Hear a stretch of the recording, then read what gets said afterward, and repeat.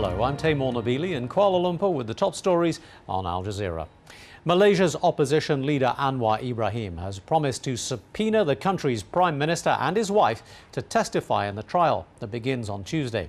The former Deputy Prime Minister is facing a charge of sodomy for the second time in his political career. He says the case is a government conspiracy designed to get him out of politics.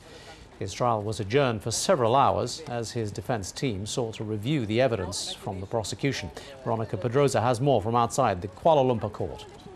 To a certain extent, Malaysia's judicial system itself is under intense scrutiny, on trial itself, if you like. The human rights group Amnesty International has called the proceedings a show trial because they're saying that under Malaysian Criminal Procedure Code, the prosecution should indeed provide their evidence so that the defense can build up an adequate case for their client, and that isn't happening. 5 men and the US airline Continental will go on trial in Paris on Tuesday over the fatal crash of the Air France Concorde 10 years ago.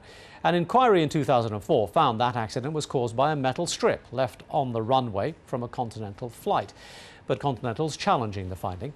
The jet crash killed 113 people, including 4 people on the ground. The US President Barack Obama is asking Congress for another $160 billion to fund the wars in Afghanistan and Iraq over the next 2 years. The proposal is part of a $3.8 trillion budget that Obama outlined on Monday. His main domestic priority is increasing government stimulus to create more jobs. But the budget's been criticized by Republican leaders who say it fails to control government spending.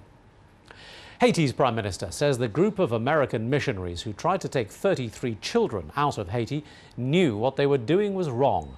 Max Bell-Reeve says his country will consider allowing the 10 Baptist Christians to be tried in the US since the Haiti courts collapsed during the earthquake 3 weeks ago. The missionaries say they were only trying to save what they thought were abandoned children. For all the latest updates, log on to our website at aljazeera.net/English.